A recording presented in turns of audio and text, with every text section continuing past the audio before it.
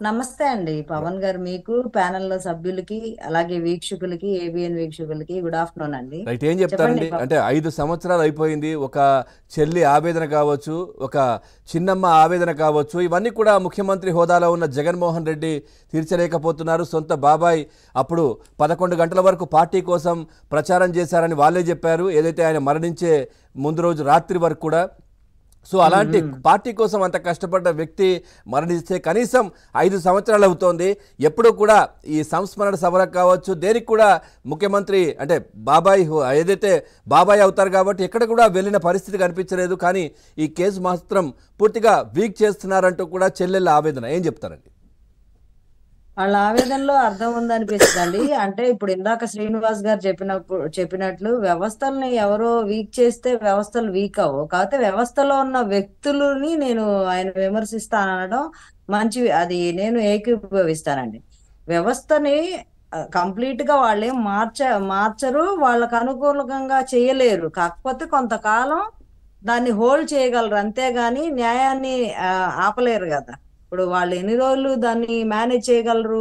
ఇప్పుడు ఆయన అధికారంలో ఉన్నారు కాబట్టి ఆ కొంచెం ప్రొలాంగ్ చేసుకుంటానో, బెయిల్ రద్దు అవ్వకుండానో, లేకపోతే బెయిల్ ముందస్తు బెయిల్ వచ్చేలాగానో అలాంటివి చేసుకోగలరు, కానీ నిజాలను అబద్ధాలు అయితే చేయలేరు కదా. ఇందాక సాహెబ్ గారు చెప్పినట్లు ఆయన ప్రెస్ ముందుకు వచ్చి జగన్మోహన్ రెడ్డి గారు అంత క్లియర్ గా ఎన్నిసార్లు ఎట్లా చేశారు అనేది ఆయన చూడండి ఎలా చెప్తారు? నాకు తెలిసి అంత దగ్గరగా అక్కడ అక్కడ స్పాట్ లో అన్నా ఉండాలి, లేదా ఏదన్నా వీడియో కాల్లోనైనా చూసుంటే తప్పితే ఆ ఇన్సిడెంట్ ఎలా జరిగింది అనేది ఆయన చెప్పిన దానికి దస్తగిరిచ్చిన స్టేట్మెంట్ కి ఎగ్జాక్ట్ గా ఉన్నది. కాబట్టి ఇక్కడ అనుమానం రావడానికి అవకాశం ఉండేలాగా ఉన్నాయి సిచ్యువేషన్స్, కాబట్టి అనుమానించాల్సిన పరిస్థితి వస్తుంది.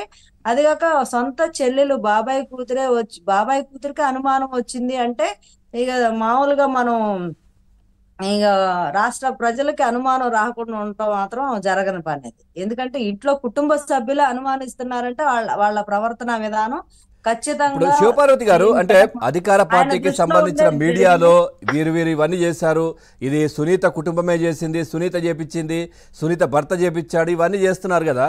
మరి అప్పుడు సిబిఐ ఆవిడ వాళ్ళు కూడా కూడా ఒక స్టేట్మెంట్ ప్రకటన ఇచ్చింది. ఇచ్చారు, సిబిఐ వాళ్ళు కూడా ఒక ప్రకటన చేశారు. ఎవరైనా ఈ నేరానికి సంబంధించి డీటెయిల్స్ మీకు తెలిస్తే కనుక చెప్తే 5 లక్షల రివార్డ్ ఇస్తామని కూడా చెప్పారు సిబిఐ వాళ్ళు. మరి ఎన్ని తెలిసిన వాళ్ళు అవును, వీళ్ళు ఎందుకు ఇవ్వట్లేదు? అదే అండి, ఆవిడ కూడా చెప్పారు. ఇది దీని వెనక నా భర్త ప్రమేయం ఉందన్నా కూడా నేను డివోర్స్ ఇస్తాను, ఆయనకి శిక్ష వేసేదాకా కూడా ఇదే పోరాటం చేస్తానని ఆవిడ ఓపెన్ గా స్టేట్మెంట్ అవును. ఇచ్చారు. ఆవిడకి నిజంగా హ్యాట్సాప్ చెప్పాలి ఆ విషయంలో. ఎందుకంటే ఆవిడ మీద, వాళ్ళ ఫ్యామిలీ మీదే వాళ్ళు ఫాల్స్ కేసు పెట్టి, ఎదురు కేసు పెట్టి వాళ్ళను కూడా అంటే వీళ్ళకి అంటే క్రిమినలిజం లో ఆరితేరిపోయిన వాళ్ళు ఒక చేసిన తప్పుని ఎట్లా తప్పించుకోవాలి అని అనుభవం ఉన్న వాళ్ళు, ఎలాగో దీన్ని హోల్డ్ చేయాలి అనుకున్న వాళ్ళు, దీన్ని సాగతీయాలి అనుకున్న వాళ్ళు ఇట్లాంటి ఫాల్స్ కేసులు వేసి వాళ్ళు కూడా ఎదురు ప్రతివాదనలు ఎట్లా జరుగుతా ఉంటాయి. 5 సంవత్సరాల తరబడి మగ్గిపోయి కోర్టుల్లో ఉండేసరికి ఇక జనాలకు కూడా దీని గురించి మర్చిపోయే పరిస్థితి వచ్చేలాగా వచ్చేస్తాయి సిచ్యువేషన్స్. అంటే ఇప్పుడు మనం ఇంపార్టెంట్ కేసులే, చాలా ప్రముఖమైన వ్యక్తులే 20 ఏళ్ళు, 25 ఏళ్ళు, 15 ఏళ్ళు కోర్టుల్లో తిరుగుతానే ఉన్న సందర్భాలు కూడా ఉన్నాయి. ఎప్పుడో వేసిన కేసు 20 సంవత్సరాల తర్వాత కూడా తీర్పులు వచ్చిన సందర్భాలు కూడా ఉన్నాయి. అట్లాగే ఇప్పుడు ఇలాంటి హత్య కేసులు అంటే ఫ్యామిలీ కుటుంబ సభ్యుల మధ్య జరిగే విషయాలంటే ఇంకా లేట్ పడుతుంది. ఇప్పుడు అదే కదా అందరు కోరుకునేది, వ్యవస్థ కొంచెం స్ట్రాంగ్ గా ఉండి సత్వర న్యాయం జరిగేలాగా ఫాస్ట్ ట్రాక్ కోర్టులు ఉంటే ఇట్లాంటివి తొందరగా అంటే కనీసం అట్లీస్ట్ ఇప్పుడు ఒక పేరున్నోళ్ళు, ఆయన ఒక మాజీ ఎంపీ, ఒక ముఖ్యమంత్రి తమ్ముడు, ఆయన కాంగ్రెస్ గవర్నమెంట్ లో కూడా చాలా ప్రముఖ పాత్ర వహించారు. ఆ కడప జిల్లాలో ఉన్న కాంగ్రెస్ లీడర్స్ సీనియర్ నాయకుడు. అలాంటి వ్యక్తి చనిపోతేనే, హత్య చేయబడితేనే ఇలాంటి పరిస్థితి ఉంటే ఇక సామాన్యులకి ఇంకెంత కాలం పడుతుంది? అది అందరూ ఆలోచించుకోవాలి.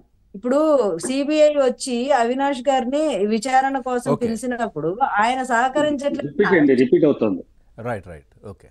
చూస్తున్నారు సార్. శ్రీనివాసరావు గారు ఏం చెప్తారు సార్? ఇందాక మనం తెలంగాణ ఇష్యూ గురించి మీరు మాట్లాడారు, ఏది కవిత అరెస్ట్కి సంబంధించి. ఇప్పుడు అవినాష్ గురించి ఏం చెప్తారు సార్? అసలు ఏం జరుగుతోంది? మీరు కూడా రెగ్యులర్గా అబ్జర్వ్ చేస్తూ ఉంటారు, సో చూస్తూ ఉంటారు. సో ఏంటి ఏం జరగబోతుంది? ఎందుకంటే గతంలో ఈ విమర్శ కూడా చాలా వచ్చింది సార్. సిబిఐ ఎందుకు మరి అవినాష్ బెయిల్ రద్దు పిటిషన్ వేయలేదు, సునీతనే ఎందుకు వేయాల్సి వచ్చింది అనేది ఒకటి వచ్చింది సార్. ఆ తర్వాత సిబిఐకి జరిగిన ఇబ్బందులు ఏపీలో చూస్తారు కదా, అంటే అడ్డుకోవడం కావచ్చు,